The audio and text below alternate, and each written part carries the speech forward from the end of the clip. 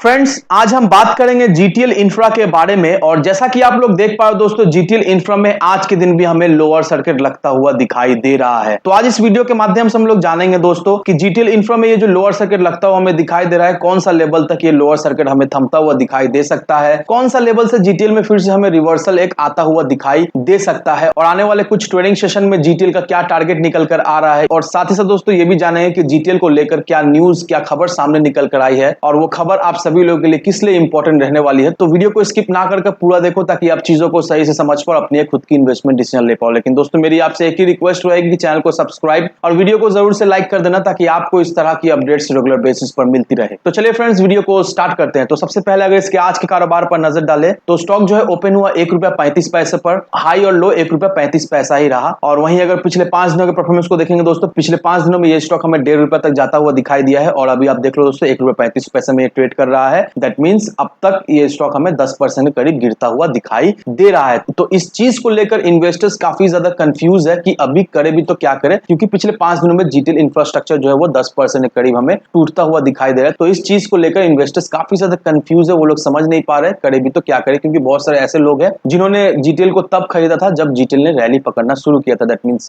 ₹1.30, ₹35, ₹40, इस लेवल पे बहुत सारे इन्वेस्टर्स ऐसे हैं जिन्होंने इस लेवल पर खरीदारी किया था। लेकिन उसके बाद से जीटीएल में जो है वो ट्रेंड रिवर्सल हमें दिखाई दिया और जीटीएल में गिरावट होना शुरू हो गया। तो इस चीज को लेकर इन्वेस्टर्स कंफ्यूज है, वो लोग समझ नहीं पा रहे अभी इसे होल्ड करके रखना चाहिए या फिर सेल आउट करके निकल जाना चाहिए। तो इन चीजों को हम लोग डिस्कस करेंगे इस वीडियो के माध्यम से। लेकिन सबसे पहले दोस्तों इस आर्टिकल को देखो दोस्तों, यहाँ पर क्या मेंशन किया हुआ है। यहाँ पर यही मेंशन किया हुआ है कि संजय गोयल जो कि प्रेसिडेंट है एटीसी, और हम लोग सभी अच्छी तरीके से जानते हैं दोस्तों एटीसी जो है वो एक अमेरिकन टेलीकॉम कंपनी है। और एटीसी का ये मानना है कि इंडिया में 5G को लेकर बहुत ज्यादा ही अपॉर्चुनिटी है, और एटीसी का ऑलरेडी इंडिया में 75,000 टावर इंस्टॉल्ड है। और अब एटीसी ये प्लान कर रही है कि इस साल 3,500 नया टावर जो है वो अपने पोर्टफोलियो में ऐड करे, और उनका ये प्लान है कि 5G के मार्केट में 2,000 करोड़ रुपीस का इन्वेस्टमेंट करे बाय द एंड ऑफ 2023। तो अब देख लो दोस्तों, एटीसी जो एक फॉरेन कंपनी है, वो लोग अब प्लान कर रहे हैं 2,000 करोड़ रुपीस का इन्वेस्टमेंट करने का इंडिया के 5G सेक्टर में, ताकि वो लोग अपना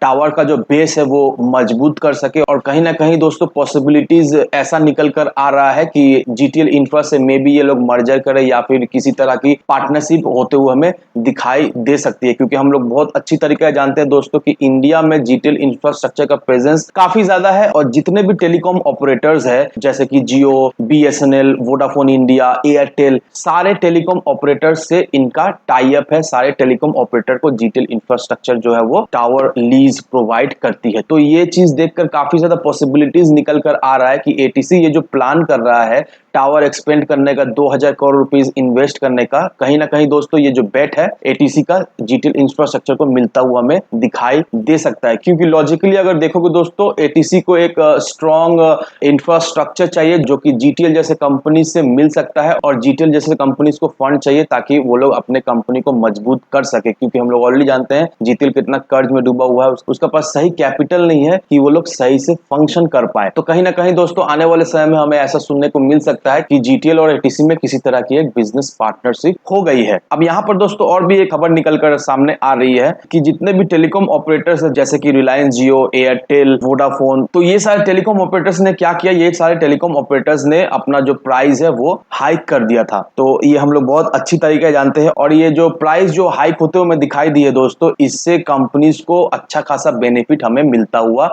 दिखाई दे रहा है। क्योंकि रिपोर्ट ऐसा कहता है कि अब जो क्वार्टर आने वाला है, that means Q1, Q2, in companies के लिए बहुत ही अच्छा साबित होने वाला है। क्योंकि इनका जो एवरेज रेवेन्यू पर यूजर, दैट मींस ARPU, वो आने वाले financial year, that means financial year 23 में बहुत ही अच्छा निकल कर आएगा। और ये आर्टिकल मैं आपको इसलिए दिखला रहा हूं दोस्तों, क्योंकि आपको ये चीज समझना है कि अगर टेलीकॉम ऑपरेटर्स लोग को प्रॉफिट होता है तो देखा जाए तो इससे डायरेक्टली इनडायरेक्टली जीटीएल इंफ्रास्ट्रक्चर को भी हमें प्रॉफिट मिलता हुआ दिखाई देगा। क्योंकि जीटीएल इंफ्रास्ट्रक्चर जो टावर लीज कर रही है, इससे वो लोग रेवेन्यू जनरेट करते हैं। अगर टेलीकॉम ऑपरेटर्स को ही सही से प्रॉफिट ना हो तो इन जैसे कंपनीज का जो पैसा है वो फंस जाता है और इस वजह से इन जैसे कंपनीज को लॉस होता हुआ हमें दिखाई देता है। तो अगर टेलीकॉम कंपनीज अच्छी तरीका से प्रॉफिट करेगी, अच्छी तरीके से ग्रोथ करेगी दोस्तों, तो नो डाउट दोस्तों जीटीएल जैसे कंपनीज को इनिशियली हमें ग्रोथ होता हुआ दिखाई देगा। तो ये दो अपडेट सामने निकल कर आई है दोस्तों जीटीएल को लेकर, और कहीं ना कहीं दोस्तों मुझे ऐसा लगता है कि आने वाले समय में दैट मीन्स अगले 2-1 साल में जीटीएल इंफ्रास्ट्रक्चर में हमें एक अच्छी खासी तेजी बनते हुए दिखाई दे सकती है। लेकिन दोस्तों आपको एक बात का ध्यान रखना है कि जीटीएल इंफ्रास्ट्रक्चर जो है वो एक हाई रिस्क पेनी स्टॉक है। तो आप उतना ही पैसा लगाए जिसे अगर आप खो देते हैं तो आपको कोई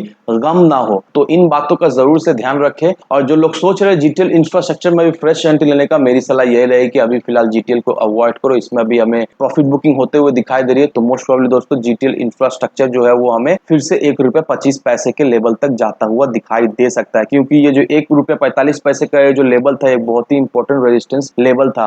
ये रेजिस्टेंस लेवल को तोड़ने के बाद जीटीएल ने सस्टेन नहीं किया, उसके बाद फिर से जीटीएल में प्रॉफिट बुकिंग होते हुए दिखाई दे रहे। तो जैसे कि दोस्तों जीटीएल ने इस रेजिस्टेंस लेवल को तोड़ने के बाद कोई भी ब्रेकआउट नहीं दिया, तो अब ये एक ही चीज दर्शाता है कि इसमें अब प्रॉफिट बुकिंग फिर से होता हुआ हमें दिखाई देगा। ये स्टॉक हमें फिर से ₹1.20, ₹1.25 या फिर ₹1.15 के लेवल में जाता हुआ दिखाई दे सकता है। तो अगर आप सोच रहे हो जीटीएल में फ्रेश एंट्री लेने का, तो मोस्ट प्रोबेबली दोस्तों ₹1.20 के लेवल पर आप फ्रेश एंट्री ले लो। वहां से मिनिमम आपको 20 से 30% का शॉर्ट टर्म में रिटर्न जरूर से मिल जाएगा। तो इन सारे फैक्टर को कंसीडर करो, उसके बाद ही अपना एक इन्वेस्टमेंट डिसीजन लो। लेकिन दोस्तों मेरी आपसे एक ही विनती रहेगी कि विदाउट एनी डिटेल रिसर्च किए बिना कहीं पर भी इन्वेस्टमेंट ना करें। वीडियो अगर आपको पसंद आए तो लाइक शेयर सब्सक्राइब जरूर करना। तो चलिए फ्रेंड्स, मिलते हैं हम अगले वीडियो में।